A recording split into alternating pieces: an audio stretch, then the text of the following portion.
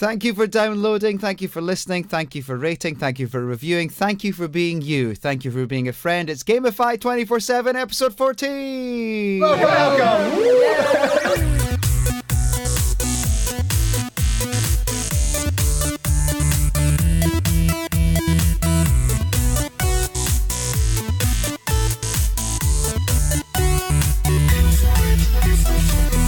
Hello. So, how are we all this week? Have you had a fabulous Mario Karting week? To be honest, I've not actually played it that much. Right. I've sold my soul. I don't know about you. I'm still waiting for Amazon to deliver mine, but never mind. I'm sitting here with a copy as well, Mike, that I've not even played yet properly. Oh. Wow, Sacrilegious. that is making me jealous. So yeah, Mario Kart came out, and it's the biggest selling Mario Kart ever. Well, I don't know about that, but it's certainly outselling 8 and 7 at the moment, it looks like. And it looks like even people that had the previous one have done exactly what you've done and what I've done and gone out and bought a copy. Don't! After everything I said and complained They're about, not going to learn their lesson. I bought it anyway. Yeah, what's that? The Wii sold 34 million, I think it is. I think it's one of the highest ever. But obviously that was on a 100 million selling console. So it'll be interesting to see if this can actually even get anywhere remotely close to that. Obviously we need the Switch to sell before it can even get close to it. So Yeah, even that, if it even went to the Wii U standards, that's still like 7.3 million units. That the Wii U was out for like, let's say 2-3 years by the time Mario Kart came along. Yeah. So that's impressive. Yeah, it seems that the Switch, with their financial reports, it seems that the Switch has certainly helped to reduce their their output of money, and it was something like 2.74 million they were saying Switch sales so far, which is pretty good for something that a lot of people were quite doubtful of, and will be interesting to see how that progresses. Certainly people seem to be getting on board with it. We've talked lots and lots about it, but with the financial results, Nintendo, was that something that one of you guys said, that they could pretty much make a loss for the next, or they could spend money for the next 50 years and still be in profit? They've got so much of a reserve. Is that right? Yeah, that sounds about right. I've heard such things. but obviously, that's got to be taken with a grain of salt in some ways, because the amount of money that goes into the marketing and research, it's not just taking a loss on a console. The money put in, I don't know how much money they spent on the Switch research, like R&D costs, but I know Microsoft spent over $1 billion on the Xbox 360 and probably even more on the Xbox One and Scorpio, and then things like the controllers. That alone was $100 million spent on the Xbox One controller. So even though they've got all that money, the billions in the bank and reserves in their coffers, as people would say, I don't know how long it would really last for. Yeah, I mean, I guess with those kind of figures, it's pretty hard to tell. I guess if they had a complete bomb with the Switch, for example, then it probably would affect things quite more significantly than being able to spend money for 50 years without any problems. But certainly interesting, and the success so far of the Switch has shown the possibility that there's going to be more development for it. They've certainly talked about there being new third-party games pretty much on a weekly basis. There's been quite a lot of talk of a lot of third-party games coming our way, which is great for Switch owners. Anyway, that's good news, because that was one of the things that people were worried about, that yes, you're going to get the Nintendo exclusives. Were they going to be the ones that we wanted? And then the other thing was, were there going to be third parties involved, or were they not going to bother with the Switch because it was complicated? But it seems like everybody's getting on board. Yeah. Well, at least we know it's not going to be another Wii U, because I believe the Wii U sold 1.4 million in its first year, and we're already so much beyond that in the first month, so it can't do as bad as the Wii U. So I'm in its first year. Yeah, 1.4 million Wii U's in the first year. No, that can't be right, because it sold it sold something like over Christmas when it launched. Didn't it sell something like 2 million, 3 million over Christmas? Not sure. Yeah, I think over Christmas time. We'll check that, Michael. Yeah.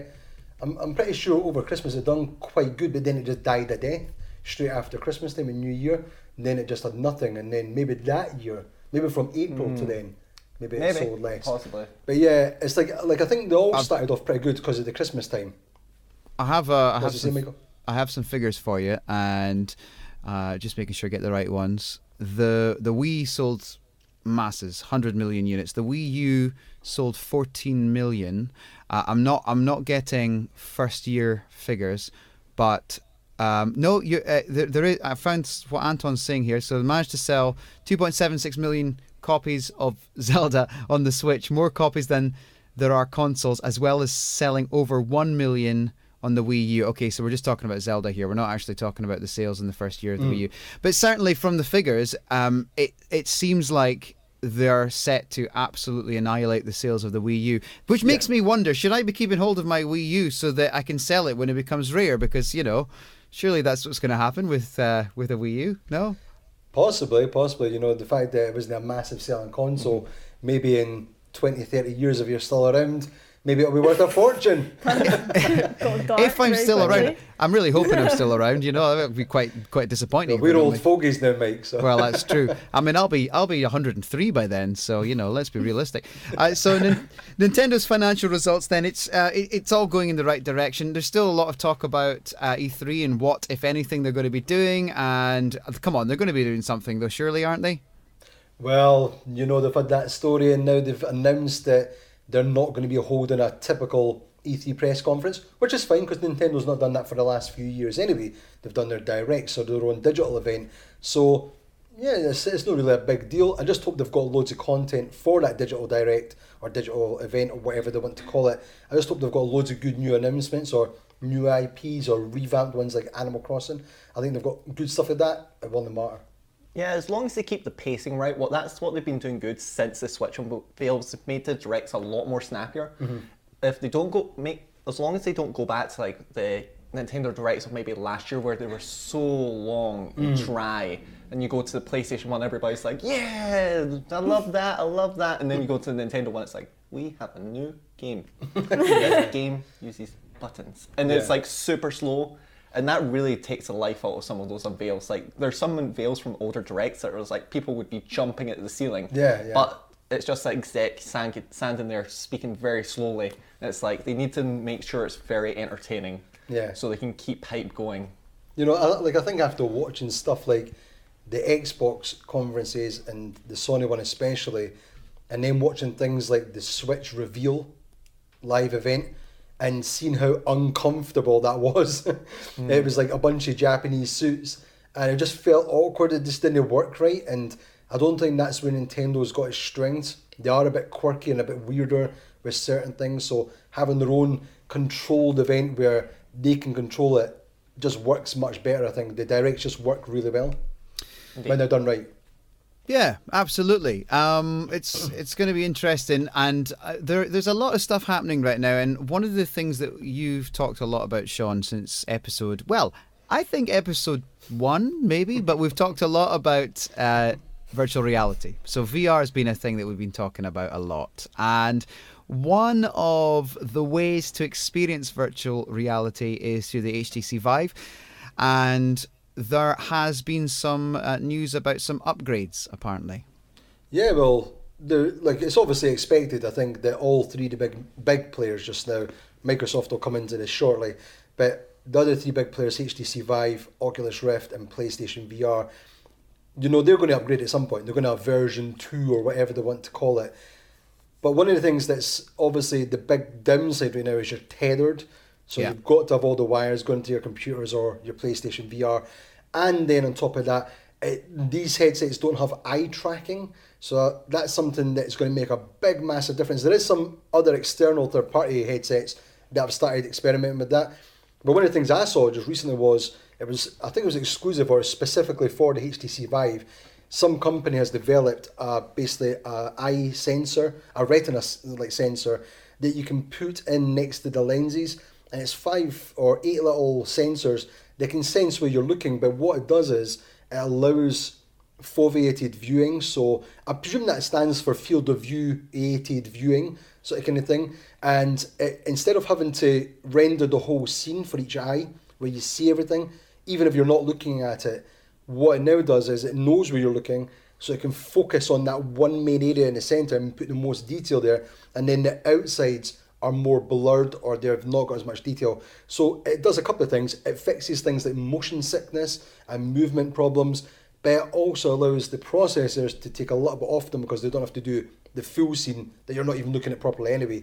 So there's that, and then there's the tethered part where there was a company had developed an adapter for the HTC Vive where you could make it wireless, and I think that, along with the eye sensor, might be coming to probably the second version of Vive, but that'll probably, it'll proliferate into the other headsets, which will be awesome. So yeah, I saw that the HTC do a Netflix type service for virtual reality. I don't know if any of you guys saw this. The world record was broken for the most continuous viewing of virtual reality television. So wearing a headset, and it was something ridiculous, like 48 consecutive hours of watching television in virtual reality. They were allowed to take 5-minute comfort breaks. So 5 minutes you were allowed to go and have a shower. You'd have to have a quick shower. You could go to the loo, or you could go and grab something to eat. But the rest of the time, for that 48 hours, I think it was around about that, they had to watch virtual reality stuff custom made for virtual reality. Imagine when you come out of that, how you would feel. I mean, Kat, come on. You would feel like, what is reality? Dead. What is life? Because it's so much concentration to use like VR anyway. Because I feel like your eyes move a lot more than they do in real life. You're trying to focus a lot more on it. So even after an hour in VR, like Resident Evil, I was absolutely knackered. I was done. Tiring. So 48 hours, like I really don't know what your mind would be like after that. You'd be broken. That's an interesting one. There was an experiment where someone they had people stay up for as long as they possibly could to see what effects they had on the mind. And I think like the longest someone stayed awake for was something like 5 or 6 days. Oh God. And they started to go almost crazy. They started to go mental. I stay up for too long, like a day or more, I start seeing like bugs everywhere. Like I Oh my God. assume that there's like I like see things in my eyes and I'm like, there's flies in this room. Yeah. So but imagine that. doesn't Imagine sound if cool. like normally staying awake for 5 days when they've done testing this, it makes you actually go mental in the head. When you do it in VR, you go, I'm starting to go a bit mental. Take the headset off. It's so mental anyway. Couldn't even begin to imagine. But I mean, fair play to them for doing it. But also, I don't think that they should be spending time with anyone in the real world for a couple of days just until they readjust. Be like coming out of some sort of space travel or something, you know? You know what I'd love? I love it. You know when they do things like Big Brother, when the people go into Big Brother back in the day, when they had no contact with the outside world. Yeah. So 2 months later they come out and things had changed. There'd be like an election or something. I'd love them to put someone in VR. It's too late now, but I'd love them to put someone in VR before something like Trump came into power. Well, and they come out and go, wait a minute, he's in power. I must be still in VR. Funny you say that. Not quite VR, but did you see the reality show where and I forget the name? They were Black Mirror. They were in the Highlands, weren't That's right. they? For a year. They were in the Highlands for a year, just living off the land and that. It got cancelled, and they didn't even know that it was cancelled. So it wasn't even on the telly. So they were away. They weren't even on TV. They just were living outside for no reason. Yeah, for a year. For a year. And then, of course, when they came out, Trump was in charge and, I mean, all sorts of crazy... Well, you know what the last year's been like. Yeah. I mean, for They goodness were sake. probably quite fulfilled and happy, I'd think, when they came back to this world and were like, I want to This go back world. to the We're heading wild. back, yeah, I'm going absolutely. back to the Highlands again. Going Well, back that's there. where I'm going. I keep saying it. I mean, to be Enjoying fair, it. I live in the northeast of Scotland. It's a bit like that anyway, so it's not a big giant leap to have no communication with the outside world. All right, then moving on to PlayStation, and PlayStation Plus have announced their May titles, and there's some pretty good ones this month, I think. You've got Tales from the Borderlands on the PS4, which is quite cool. I haven't played it yet, so I'm going to be... excited for that. I'm going to get right into that. Alienation, I haven't played before, but gets reasonably good reviews. There's on the PS3, if you've still got a PS3 kicking around, you've got Blood Knights, Port Royale 3, Pirates and Merchants. That's kind of cool because that's a decent game. It's got pirates in it. Yeah, exactly. Anything. Merchants in it. Well, exactly. It's got them both. You're being spoiled for choice. Wow. If you're on the Vita, you've got Laser Disco Defenders. Cat, that sounds like something you'd love. Laser Disco Defenders. Is that You have to what play it. genre is that? Just I don't know. can, I've no idea. If it was Doesn't like a music game or something, I'd be well into. Yeah, it. Rhythm. That's what I was thinking it was. If it was that, you'd be there. Rhythm, yeah. And also Type Rider on the PS Vita as well. So there you go. Typewriter. I don't Yeah. know, that sounds like a typing game, Yeah, but I don't know probably how must that'd be. work on the VR. Yeah, I'm just trying to see if I can get any info on them, but there's not remember much they here. had games like Typing of the Dead. Oh yes, it was like a light gun game, but you typed it instead. Come up with words. And I you like typing games. So maybe it's something like that. I enjoy maybe you're typing a games. horse rider and you have to jump by typing jump. Yeah, it's. I think it's quite a good. They get a lot of flack, PlayStation, for their selection of the Plus games. Certainly, it used to be when it was PlayStation 3, the kind of third year in, there was some, AAA titles on there. But now there is. It's certainly dropped off in terms of the level. Big games. Yeah, but at the same time, I can kind of understand that. I mean, I don't know what people want sometimes with the amount of money you pay for a subscription. I think it's the problem is that you have to pay for it really to have, the access to, online play. And I guess that maybe hacks some people off. But no, I think it's pretty good value generally. And PlayStation 4, they've shipped 60 million now, is that right? Yeah. Indeed, yes. I still think that it's not going to get anywhere near what the last generation got. Well, the PlayStation 4 might actually, probably get about 80 million by the end of its life cycle, which is probably pretty good. That's like pretty damn good because that was both of their highest sales, wasn't it? Apart from the PlayStation 2 and stuff. So yeah, if it does 80 million by the end of it, that's damn good. Because I could see that because we're year 4 into this generation. The last generation was like an 8-9 year generation, so. Both of these consoles, maybe the Xbox, I think it might not. I'm not too sure. No. But the PS4 definitely getting up to 80 million seems completely possible. Yeah. Well, I think like the rumours are that we discussed this in the show. I think the rumours are that like the next PlayStation is already getting rumoured now for 2018, 2019 or something. So we might only have a year or so left of the traditional usage. But this is the way it's all been going. We keep talking about this. These iterated versions of the consoles, like, are we just completely going to get away from that quite quickly from an 8-year cycle like you're talking about? Yeah, because they want more money. It's going to be 4 years, 5 years. There's going to be a struggle even. I just want my money. I think next year is going to be one of the most interesting years in gaming because next year we're going to see the battle between the generational system that we've had since the first generation back in like the early 1970s, well, mid-1970s. Compared to the iterative system that Xbox is striving for, combined with Nintendo trying to merge the handheld console market, and then with VR getting more prevalent, it's going to be a very interesting year. Although, are they merging the handheld market? Oh, good segue. Please let's not talk about Nintendo anymore. I'm just sick of it. Okay, so let's just briefly mention the new announcement from Nintendo this week. The brand new, the brand new 2DS XL. Is that right? Have I got that right? Yeah, I saw. I don't even know anymore. I have no idea. Or LL in Japan. I just didn't. I genuinely thought it was fake. It was like they just threw everything at it. It was like new 3DS XL, 2DS, hybrid, Switch Mini, 2DS. Super Size Me. Yeah, I mean, I'm not even sure why we need this, but I think that the great thing about the console is that it is still a great console whatever way you play it. And I think a lot of people play the 3DS like a 2DS anyway. A lot of people don't go for the 3D element. The design of the 2DS, which it has people very much, it's a love or hate thing. I love it. I love the 2DS, the original 2DS design, but it doesn't look necessarily the classiest. So I guess this is the option for those that want to have the 2DS. It's like a slab of cheese. Oh, I don't get it. I don't understand why they're doing this. It does seem pointless though, doesn't it? Yeah. See, I think a lot of people are kind of looking at it like they've got the 3DS on life support, adding an upgraded 2DS. I'm more seeing it as a Wii Mini. Like, remember how the Wii Mini came out 6 months after the Wii, and it was like a downgraded Wii. Rather than looking at this as an upgraded 2DS, I'm more so looking at this as a downgraded new 3DS XL. It's budget. It's kind of getting the last of the sales. Well, there was a thing they were saying. I think Reggie Fils-Aimé, I was trying to pronounce that right. Anyway, I think he was saying that the sales for the 2DS are only account for about 11%, and the 3DS was something like 69% of their handheld sales. So I think when you look at it like that, it looks like people do want a 3D version, but are they using the 3D? I don't know. And it still bugs me that they're going to have these handhelds in the Switch, which is essentially a powerful handheld. I'd rather just put all their effort into that.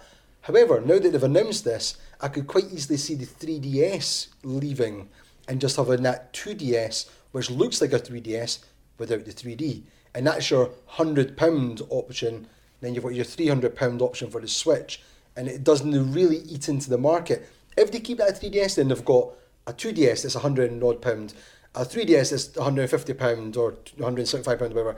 Then a Switch, it's like, well, are you making different games for all these things? Because then we're going to start running into the problems of Nintendo not being able to do enough games for them. But maybe they're alright with third parties this time, I don't know. Seems like they're doing not too bad. It's kind of hard to judge their strategy right now.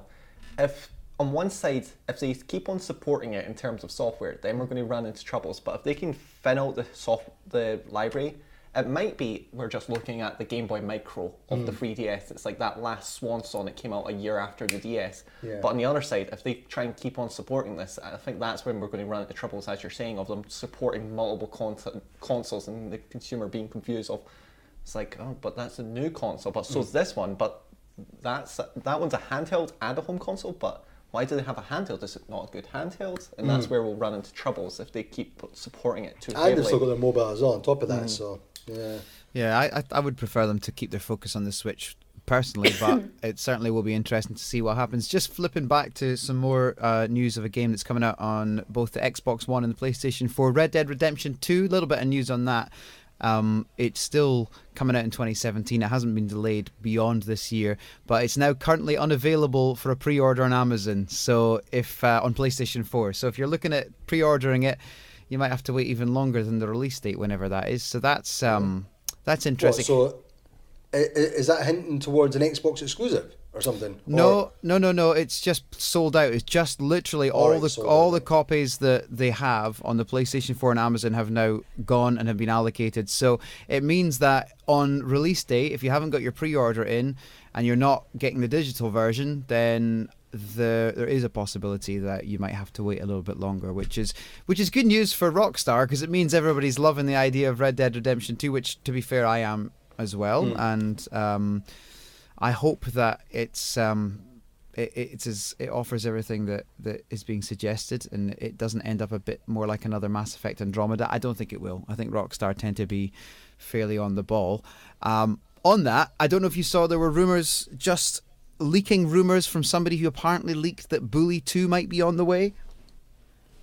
Bully 2? I don't know much about this one. I think I saw a picture of it. Yeah, apparently it's like the next game in development after Red Dead Redemption. It's like their next big project. I'd be so into that. You into it? Oh, 100%. I never played it. I thought it looked good, but I never played it. It's really good. Yeah, really good. I always thought the images of it looked like something from... What's the cartoon? Not Family Guy. The other one where it's got the King in the Hill. No, it's not the King in the Hill. What's it called again? King of the Hill? King of the Hill? Are you talking about King of the Hill? Is it called King in the Hill? The cartoon? I think you were talking about, because the main character looks a little bit like the son, yeah. Yeah, he looks like that. It's like I've just never been into that kind of look. Although I thought it looked fun because it was about bullying. Is it about bullying? Is that what it's about? Yeah. Then, yeah, I thought it looked quite fun for that purpose. It's great. It's great. You get to bully everyone and bullying people. And it's great because it's not real. So just you can do it and take get away with it. Take out all your aggression and inner bully. Like everyone you wish you could bully in your work it's like school. It's like you get to go back to school and do it the way that you really wanted to do it, but you weren't that cool. And see, that's why a lot of gamers would like that, I guess. No, I thought maybe it was going to be a game where you had been bullied, but you find a way to get through it all. Well, so there's... It's not like a self-help game. It's like bully people. There are elements. Violent, Shaun. It's very violent, but there are elements in there of you having to make decisions. And actually, the game actually does have some depth to it, and it's a really, really good game. And if you get a chance, if you've got I think PlayStation... I've downloaded it on the PlayStation 4. I think you can get it in the store. You can get it on PS4. They did do the... What was it called? Something... Canem Edit. Canem Edit. Yeah, I saw that had come out on PS4 as well. One of my favourite all-time games. It really is fun. So if you get a chance... And it's still playable, and it doesn't feel too much of a backward...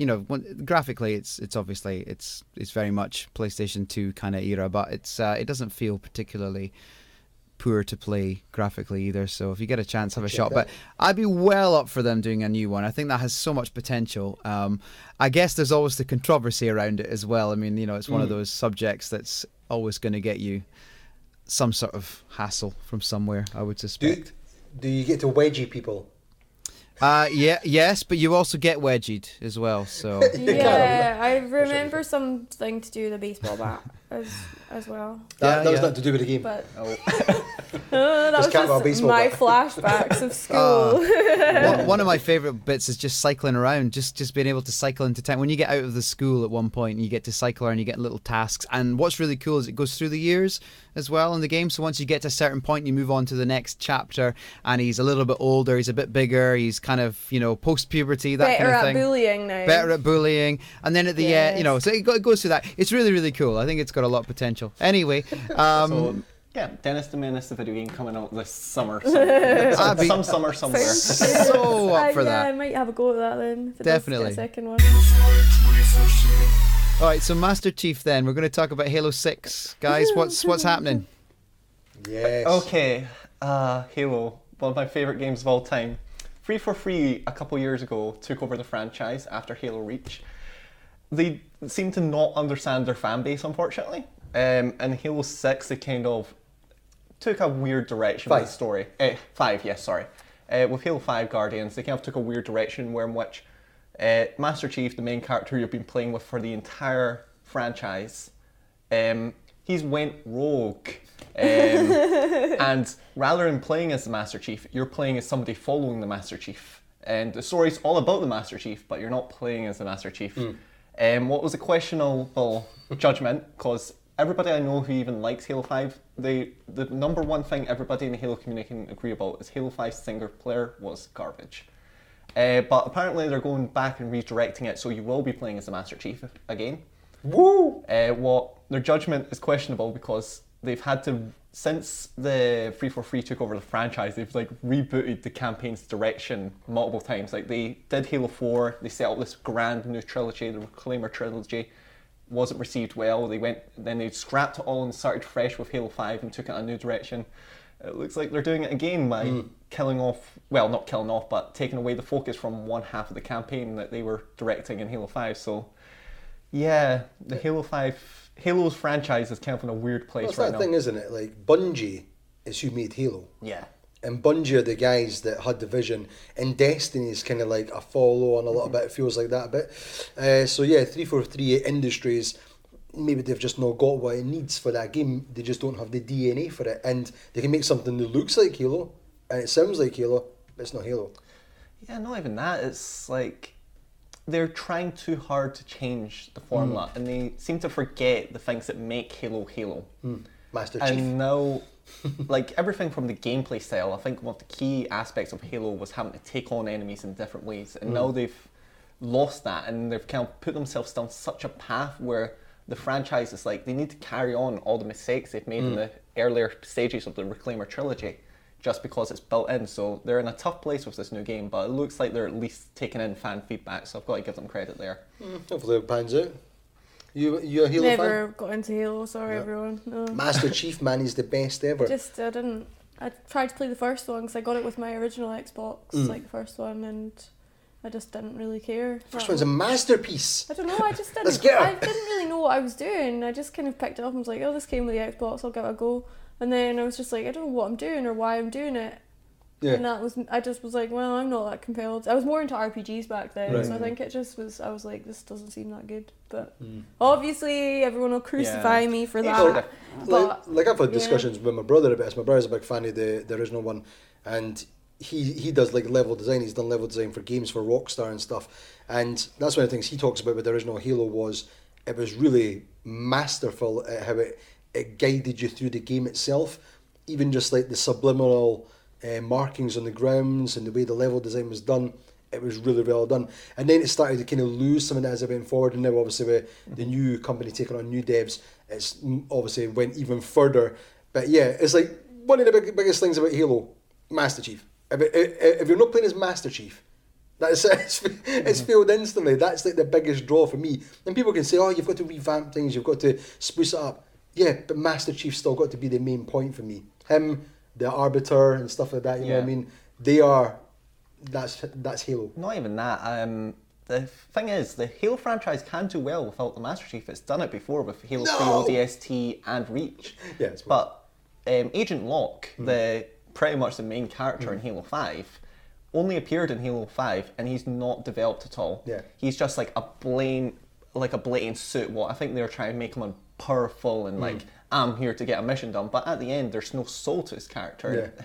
His actual squad are more developed than he is, yet we're actually meant to align ourselves with Agent Locke. Which is interesting because that's what Master Chief is. He's like this blank slate that they've kind of developed and they've augmented with all the stuff they've done, and he becomes this super powerful. But as you went through the games and as you watch like the animations and everything, that's what it all was. It was how he bonded with his team and how they all came through that all together and became this super amazing team as the Spartans. You know what I mean?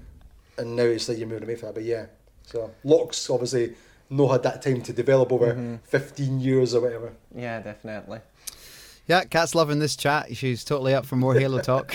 I'm just sitting shrugging because I'm just like, I don't get it. I don't know. Yeah, I did let like my mind wander. I did like Halo. I wasn't I wouldn't say I was a Halo stalwart, but I definitely played them and online. I really enjoyed the online experience of the first couple. It was one of the kind of defining online experiences for me. It was a lot of fun with friends teaming up and having a go. And I was always pretty terrible. I never pretend to be good at Halo, but it was great fun anyway. So it'll be interesting to see. But yeah, I kind of with you guys, it does feel like it's kind of wandered off a little bit, a bit like Gears of War and Mass Effect and some of the other kind of franchises at the moment a wee bit, you know. Yeah, well, yeah. All right. Yeah. So on you go, Anton. Sorry, I just interrupted. Oh you. yeah, I think Microsoft's slowly developing a problem of just handing games to different developers and expecting them to carry on the magic. Well, yeah, because it's like all these, like Halo, to be fair, I don't know if it was good or not. I'm assuming it was because everyone loved it so much because I've not played it. But like Gears of War, Mass Effect and stuff, they were kind of the staple of like 360, really. Yeah. And obviously the 360 was so successful. So I think that they're kind of like, okay, this exclusive we just made up isn't doing so good. Go back to the old ones. We can make another one, and it'll just be as good as the 360 was. And it's just not happening. Well, it's just stupid.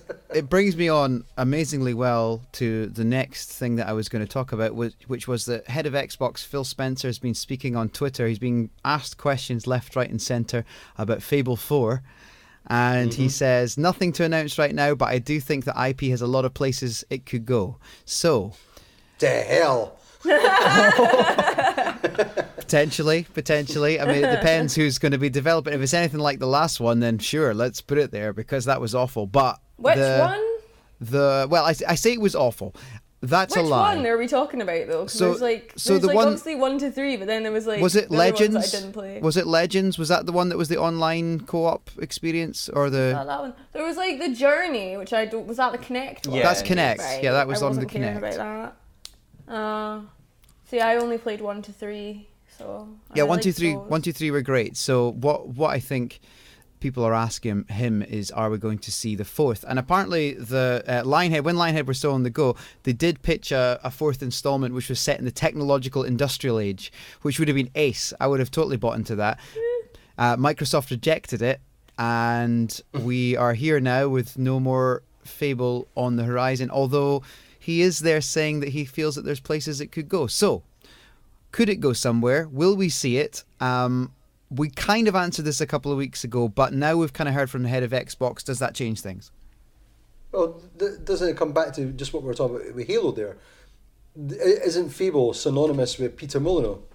Peter Molyneux. Molyneux, Yes. yeah. Crazy Peter Molyneux. And all his isn't he gone choices. now? Didn't he sell Lionhead? So Microsoft owns it, so he's not even part of that now.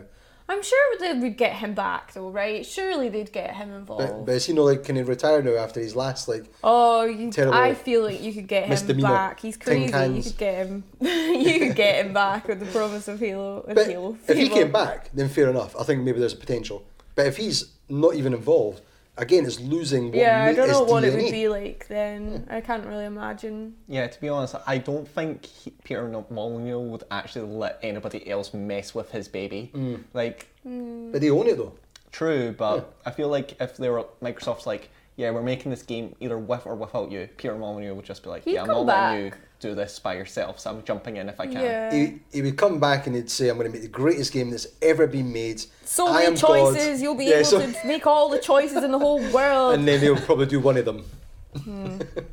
But yeah, I would play it still, probably, I guess. I'd probably, maybe. It'd be a good seller for the It Xbox would be Scorpio. a good seller. If they had something like that and a couple other games, the new Halos, like imagine they had Halo 6, they had Fable 5 or whatever it is, and they had that ready for launch for the Scorpio shortly afterwards. That might push some consoles. Watch this It'd space have to come then. out for the Xbox One as well, though, because they're trying to be like, oh no, Yeah, you yeah. can play all Xbox One games will work on the Scorpio. Might push like- some Xbox Ones then. So I guess I would hopefully, well, they've been trying for a while. I don't know how easy that's going to be. Well, it'll be interesting. We'll see what happens. But again, nothing really new other than just that they're open to it, which isn't necessarily a hugely surprising thing. So let's move on then to the retro section. Retro with Anton. I wasn't going to sing a song, I'm sorry. I wanted to just ask a genuine question with being too lazy to Google it. Did Outlast 2 come out? Is it out? It's not. I don't think it's. I thought it was meant to come out in April, and I just realised today is May. Has it come out Which- yet? That's really embarrassing that I don't What- know I'm gonna that and say can't be yes. arsed Googling it. But Yeah, I think I've seen people let's playing it, but I Are haven't you? watched it, so it's I just a meant to thumbnail. get it, but like... What are we talking okay. about? Which game? Sorry, I missed that. Outlast 2. Oh, I don't know. I think I've been like, can't wait for that Outlast 2. And then I've been seeing Yeah, like, it did. people have been like, I've seen like articles being like, That was this comical. really scary bit in Outlast 2, and it's just like a gif of What game? like Outlast 2. I don't know. just like gifs of like the bits from the demo, and then I was like, but the demo's old news, like Yeah. when's it coming out? And I just didn't even Google it, and now I'm like, crap, I was supposed to get that, but I don't have enough money or time or. Find money, cat. If we, if you wanted to do a stream in the studio of it, Shaun, then I would do that because I'm too scared to play it on my own. So sorry. Hi. 5 Retro. days ago, yeah, I think it came out. So yeah, we're moving on to the retro section. I'm gonna a little confession. I didn't realize, I wasn't sure whose retro section it was this week. So I had prepared something which I have for next time. So I've got I was it. gonna say you were like hijacking. I'm not taking your Yeah, space now, Anton. It's yeah, your, this it's your is my turn. retro section. Yes, so today, I figured no matter what game I said, I'd probably explain it badly and you'd be like, nah, I'm not going to play that. So I figured I would just break all the rules of the retro section and choose a game that you can't even play. All right. But I was gonna Challenge do accepted. that. Oh. I'm gonna, because it's very nice brain candy, nom nom. Have any of you ever heard of a game called Sega Super Circuit? No. Yep. Sega Super Circuit. Yep. Damn it. Wasn't that just like Mario Kart? But it was like Sega did a version. No. No. What was it then? Essentially, this is a game that I think would be so good if we redid this today.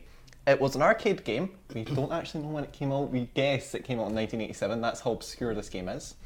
It was only available in Japan, and what's really cool about it, for a game that came out in, let's say, 87, that's what we guess it came out, is it's actually kind of mixed reality almost, I guess you could say. Essentially what you do is it's hooked up to a bunch of Outrun machines, Outrun Deluxe. It's a collaboration between Sega and Nissan, just to throw out there. And what you do is they put cameras on RC cars. So they have a 50-meter track, I believe it is. And what you do is the cameras are on the RC cars, and then you use the Outrun machines to race around these tracks. Oh, so that like pretty every time you're actually controlling real cars. So everybody who's Oh. waiting to play this arcade machine can actually sit and watch the real 50-meter track. That's cool. And watch the races go round. And this was in an Outrun machine back in the day. And I'm just thinking, imagine if they redid this game today with modern technology, with modern HD cameras, maybe even VR, force feedback steering wheels. Because I don't know if any of you have played Outrun. That's not the best experience. But yeah, this is just a game I found out about. You can do 2 to 5 players can play it. Had a massive course. They had to actually have people go up and set up the cars and position them, and you would actually generally get disqualified if you did start early. But my face has been stuck in this confused look since I found out they were real cars. I'm gonna get frown lines. Toy cars though. But why don't you just use a remote control and play with a remote control car with other people. Well, you are essentially. essentially. Cut the middleman and is the game machine and just go and play that instead. Well, it's just a fancier version, isn't it? But how's it fancier though? Because you get to sit in a car. It's like first-person perspective, so they've actually put the camera on the RC car, and you're in a full I was arcade being an machine. idiot there. I didn't understand that. That's cool. Imagine they put it with VR. Yeah, that's exactly. Quite. Yeah. Okay. So I'll say that's cool. if you want to play this game today, it'll only cost you one plane ticket to Japan to go to Sega World. It's on the top floor, penthouse suite. But yeah, Sega Superstar Racer Circuit. Sorry, it's pretty cool. Well, I'm hoping to go to Japan next year, so I'll actually try and make sure I get to check that out. That'd be awesome. Really cool. So yeah, I heard the concept of the game. I was like, imagine that game today. It's like. It's amazing that they managed to have wireless cameras in 1987 that they could convey a little wee camera on these RC cars to an arcade machine sized TV. I've got an idea. How about we take all the idiot politicians, we put them on the cars, and then we get to drive them and crash them. Like real cars. Yeah. So we sit there in the outrun machine and we just get to run them around the tracks and we crash them and they're on it. And it's like they're all sitting there tied and going, ah! So yeah. That sounded. I was not listening to the start of that sentence, but it sounded like you were trying to do some kind of Saw-like situation. Is it there's a video online with Saw. That's exactly what he was thinking Jigsaw. Yeah, but when you first said it, was half real, I thought you meant originally it was one of those older games that was the cutscenes were just live action, the 11th hour and that kind of thing. I want to play a game. Silence. I was Jigsaw. We both just looked at him. They're like, what? Well, there we go. That's a very cool retro nod today, Anton. Well done. You've got I think you win the prize for the most unique one so far. So well done. Every episode I'm just going to break the rules. I know. I was I thought of my next one in case it was me this week, because also you, I don't remember who's going ever, and then usually it's I'm on my way here and have a message you're on the retro corner by the way, Kat, and I'm walking here I have to think of a game. So I thought of one in advance, and I was me too. Oh well, here's a little bit of a doozy, but now super prepared for next episodes. Am I next, or is it Michael next? Must be me, surely. I don't think I've been I've not done the retro section for at least 7,000 weeks or something. So yeah, I think it used to be yourself, then Michael, but we had to switch 1 week, so it's Michael, then you. Oh, okay, then that's fine. Shaun, then me. I'll just sit on this one. I'll go with the flow. I don't mind who's next, honestly. I've just got to try and remember for more than a few days, which is pretty difficult when you get to our age, Shaun. So I'll do my best to try and remember what I've decided on. That's about it then this week. What one suggestion I had from James, who listens to the podcast, was that he said we should get Kat to review a terrible game each month. So we should all nominate a game which is absolutely dreadful, give it to Kat to play, and then she has to give us a review. So Kat's... Is that just because I'm so grumpy? Is that where this is stemmed from? Well, actually, James had a really cool play on words and a pun in there too, which I've totally forgotten, so it's kind of ruined it. I'll have to ask him again. But yeah, essentially I think it's that he would like to hear, and wouldn't we all like to hear your scathing review of a bad game. So it has to be a Nintendo game. Oh god, yeah. Well, everyone has to loan me all the hardware then, because I'm not going out to buy a Switch to review a game. We also had a couple of other comments, by the way, on the YouTube videos. People are starting to head over to the YouTube now to check out. But Icy Music, I presume it's just a spam one, but he said, awesome vid, so we'll take that. Thanks, Icy.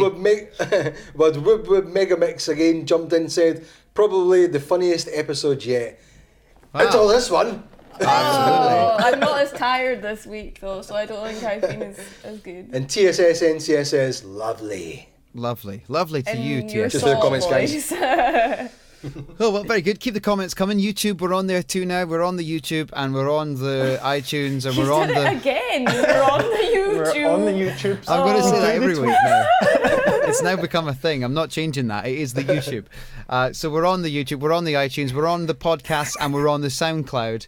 We're on everything. We're on the... We're on your mind. On the Webernet as well. So... thank you very much, guys. It's been fun. We're all going to go and play our various games. Kat, what are you playing this week? Persona 5? I'm still on Persona, but I've also been playing Night in the Woods, which is a game I backed on Kickstarter in 2013. Cool. It's by Infinite Fall. It just came out a couple of months ago after a couple of delays. It's like a side scroller. I know I never play those, but I've got this one where you play as, you'll understand why in a sec. You play as a cat called May, who has come home to her hometown of Possum Springs after dropping out of college. She's a bit of a rebel and stuff, and kind of some weird stuff's been happening in the town. So it's got this kind of mystery aspect to it, as lots of places to explore and do super cute things. Like there's a little stealing mini game where I steal from shops and things. It's cute because she's, as I say, a bit of a rebel, even though she's like 20. And you also are kind of trying to connect with your old friends, and your parents are... It's just kind of really real in a weird way, even though everyone's a different animal all living together. Like my best pal's like a crocodile and stuff. It's really odd, but in a cute, really cute way. The art style is amazing, the music's gorgeous, so I would really recommend it. Night Nodes. Awesome. I'm always up for supporting Kickstarters and crowd-funded games if they're good as well. Anton, what are you playing this week? Mario Kart 8 Deluxe. I'm slowly getting the hang of that. I think I've done every race in the first 100cc. I'm forgetting, last week we talked about this. It's your first time getting a Mario Kart. Yeah, I'm goodness. getting the hang of it. Yeah. It's quite... Who's your favourite character to play? Daisy. Yeah, no. I was really quick, and why? It's like one of the main characters, but nobody chooses Daisy. It's like one of the... Everybody... She wears yellow. True, yellow's not the prettiest colour. Sorry. And yeah, maybe a bit of Snipper Clips. I'm trying to finish that, and Zelda probably, because I'm still not finished that. It's still taking up my life. How about yourself, Shaun? Just the same, actually. I've got to play some... I got Mario, and I played a couple of levels of it, but I've obviously played it before. Sorry, Mario Kart. I've played it before in the Wii U, so it's kind of just going over some of the same stuff, but it looks beautiful in the Switch. It looks beautiful in it.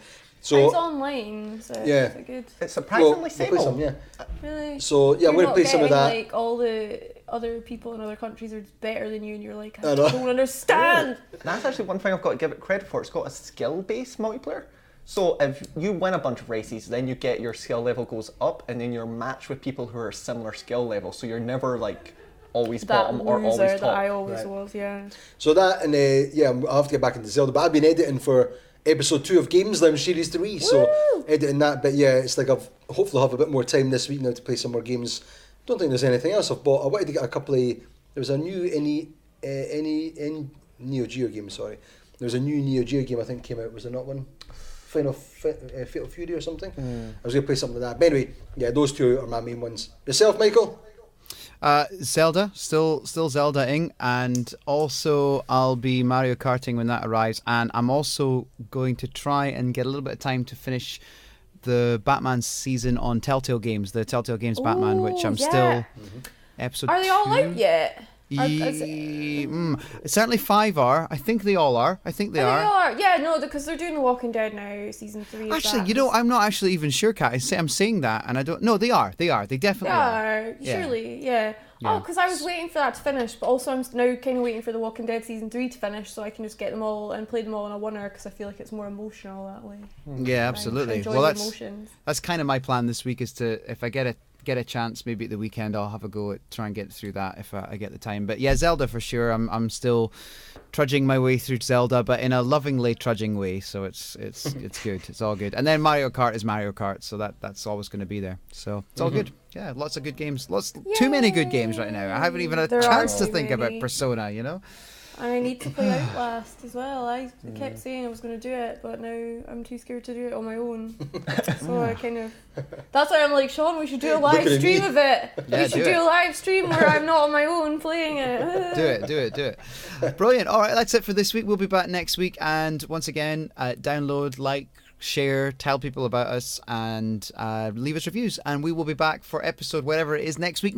Hey!